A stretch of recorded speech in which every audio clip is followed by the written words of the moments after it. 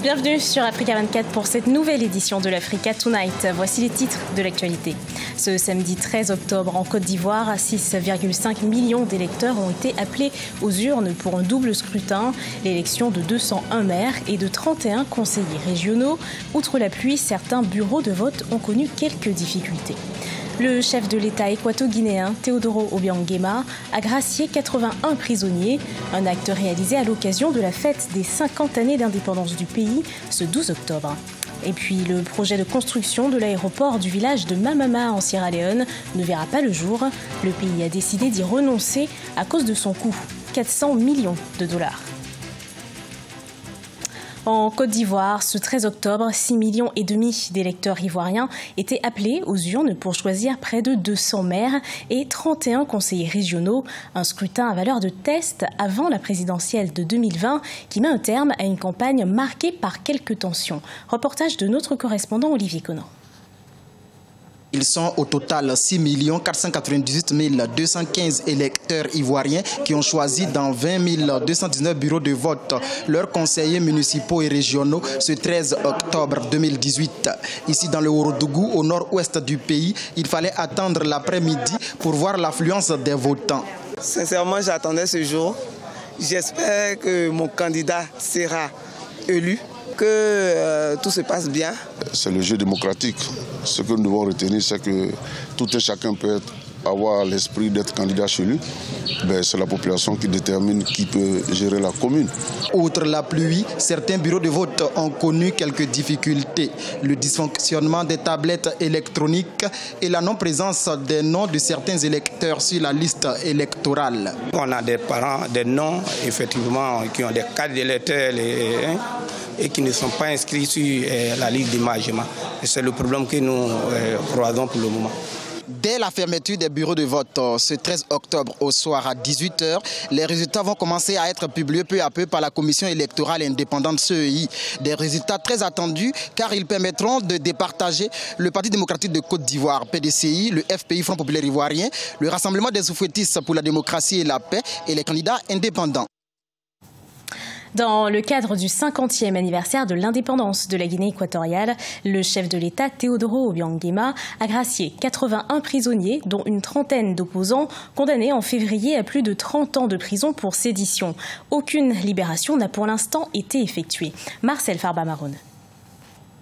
À l'occasion de la fête des 50 ans d'indépendance de son pays, le président équato-guinéen Teodoro Obiang Nguema Mbasogo a annoncé via décret avoir gracié 81 prisonniers vendredi 12 octobre 2018. Parmi les bénéficiaires, on dénombre une trentaine d'opposants.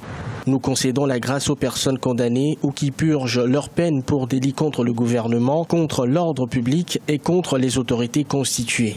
Jesus Mitogo est l'un des prisonniers politiques ayant bénéficié de la grâce présidentielle.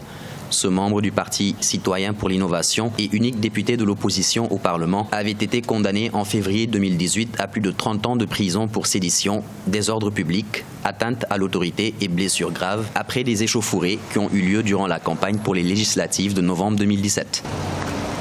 Il est possible pour le cas de la Guinée équatoriale que cela débouche sur une ouverture politique, mais à la base, je pense que ça a plutôt été initié pour faciliter le dialogue national de juillet dernier. C'était pour permettre à un certain nombre d'acteurs de prendre part à ce dialogue qui n'aurait pas été un dialogue si quelques composantes de la sphère politique nationale n'avaient pas pris part à l'instance.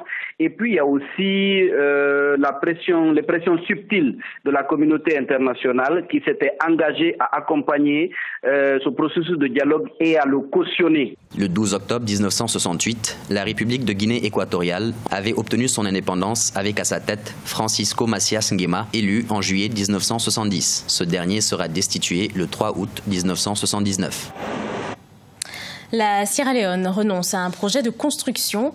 Il s'agissait d'un nouvel aéroport. Il devait être financé et construit par la Chine. La nouvelle administration estime que le projet risque d'aggraver le niveau d'endettement du pays.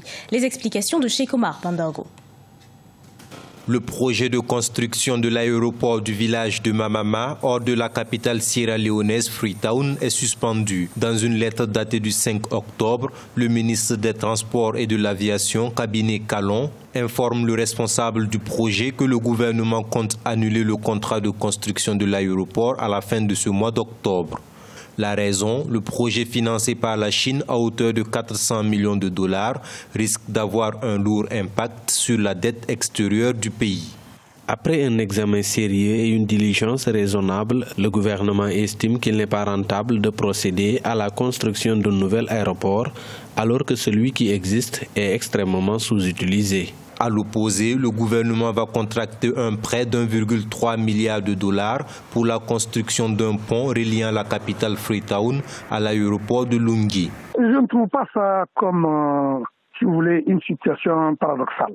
Les échanges des produits, le coût du transport qui reviendra à la baisse par rapport aux transports fluviaux ou maritimes, les retards qui étaient enregistrés seront complètement réduits à travers ce pont, même si le coût aujourd'hui paraît extrêmement élevé. Mais il suffit simplement de faire un péage pour que dans 5 ans, dans 10 ans, que cet investissement lourd sera amorti. Il faut noter que les pays africains ont une dette cumulée auprès de la Chine estimée à 130 milliards de dollars. La Sierra Leone à elle seule a accumulé plus de 220 millions de dollars de dettes chinoises au cours des 10 dernières années. En Ouganda, la dette a atteint 11 milliards de dollars en 2017, une situation qui inquiète le Parlement. Les intérêts cumulés représentent plus de 30% du budget. L'Ouganda se présente comme l'un des pays les plus endettés de l'Afrique de l'Est. Nathalie Mo.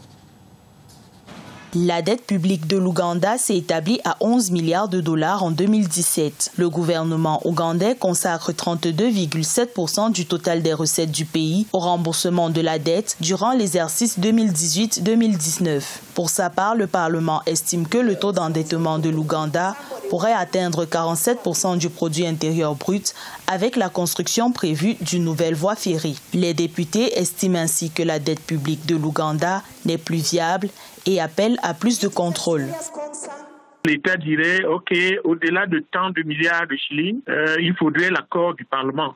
L'encours de la dette de l'Ouganda a augmenté de 7,8 milliards de dollars entre 2006 et 2018. Les secteurs de l'énergie, de l'agriculture et des infrastructures bénéficient le plus des financements issus de la dette afin de stimuler la croissance. Pourtant, le taux de croissance en glissement annuel est passé de 6,2% en janvier 2018 à 5% au deuxième trimestre 2018.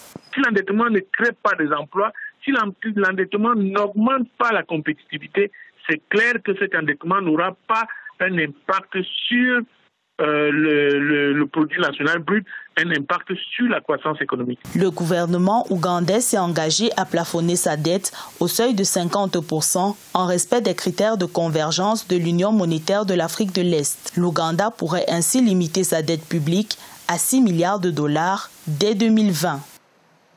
En Guinée, la directrice de l'agence guinéenne pour la promotion de l'emploi, Diariatou Diallo, se donne pour mission la lutte contre le chômage. Le taux de chômage avoisine les 39% dans le pays selon l'agence, qui s'engage à apporter des solutions concrètes. Victoria Sechi.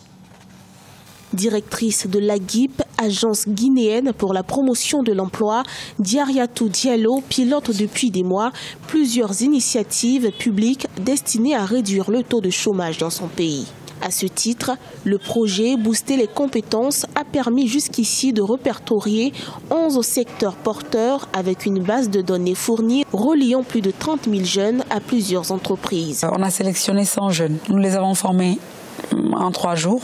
Ensuite, les 25 meilleurs, on les a formés sur le modèle comment faire un business plan. Et donc, parmi les 25, il y aura 10 lauréats qui vont avoir une enveloppe de 15 000 $. Pas pour leur donner les sous, mais pour qu'ils puissent se former, pour qu'ils puissent avoir un mentor en coaching d'1 an. L'épineuse question de l'inadéquation de la formation avec le marché de l'emploi préoccupe également Diariatou Diallo. Causée en partie par une défaillance du système éducatif, le chômage était évalué à près de 39% selon une récente étude. étude. Ce projet Booster les compétences pour l'employabilité des jeunes vient corriger les défaillances du système éducatif en nous permettant de mettre en place des consortiums entre une entreprise et un centre de formation pour qu'ensemble qu'ils construisent les curricula de formation. Et là, on est sûr que nos jeunes qui vont sortir de ces centres de formation auront une formation que l'entreprise en consortium a besoin. Engagé pour un développement socio-économique inclusif, Diariatou Diallo encourage fortement la jeunesse à entreprendre. L'initiative Salon de l'emploi et de l'entrepreneuriat guinéen récompense à cet effet les jeunes qui osent sur place, mais aussi ceux de la diaspora. Ce journal a été préparé par l'ensemble de la rédaction. Merci de l'avoir suivi. Retrouvez dans un instant une nouvelle édition d'Actualité sur Africa 24.